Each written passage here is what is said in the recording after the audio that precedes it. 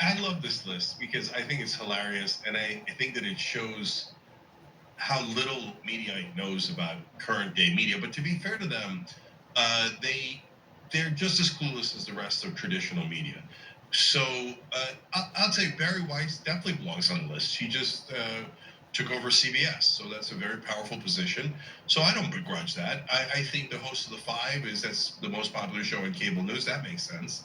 Megyn Kelly's doing great. That makes sense. So it's not like there's nobody on this list that makes sense. Right. But they betray themselves when they do hilarious things like putting Tucker Carlson at 46.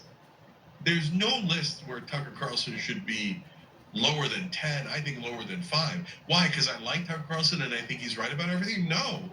Just as an honest take on who is the most influential. I mean, on Israel alone, Tucker Carlson has gotten almost the entire right wing to flip and be against Israel. But Mediaite is very pro-Israel. Yeah. So that's probably why they're like, no. He's not influential. We hate him. They might have written about, I don't know if they got up to 100 yet, but at least dozens of articles about how Tucker Carlson's an anti-Semite and it's unacceptable to talk to him and he should be canceled. This is kind of the list they wish was true. Yeah. It's not at all true. Yeah. So, and they think Mark Levin is more influential than Tucker Carlson. Well, sorry guys, but that's basically saying you know nothing about modern media. Nothing. You could interview do any poll of MAGA, America First, Trump voters, etc., and you'll see how preposterously wrong you are. So, in fact, I think Tucker Carlson is the most influential conservative in media. I genuinely do. And I think Megyn Kelly, yes, is also influential, but to put her ahead of Tucker, I think, is a stretch.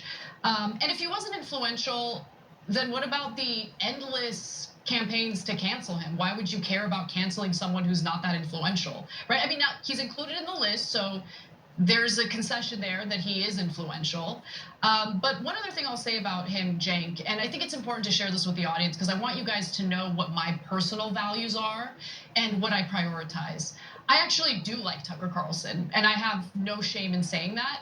And that's with the acknowledgement that he has views that I vehemently disagree with, including his views on gay people and his views on abortion.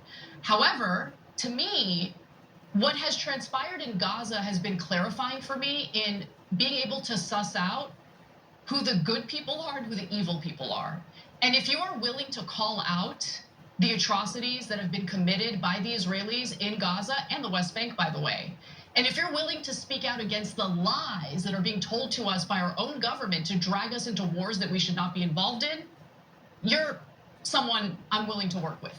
Okay, because to me, that's a litmus test, especially your views on Gaza. That's a litmus test for me, personally. I know others differ. It is what it is. So. Yeah. So last thing is the people who didn't make the list. If you don't have Tim Dillon on the list, it's not a real list. That's absurd, right? Patrick Bet-David, gigantic. Brian Tyler Cohen is top 10 nonstop in online media. Why is he not on the list? This is such a weird list. So for us guys, I've been on this list many times, which now apparently meant nothing. So I'm sorry I ever bragged about it. But look, I get it. They don't like us, and they've implied that we're Jew haters and stuff.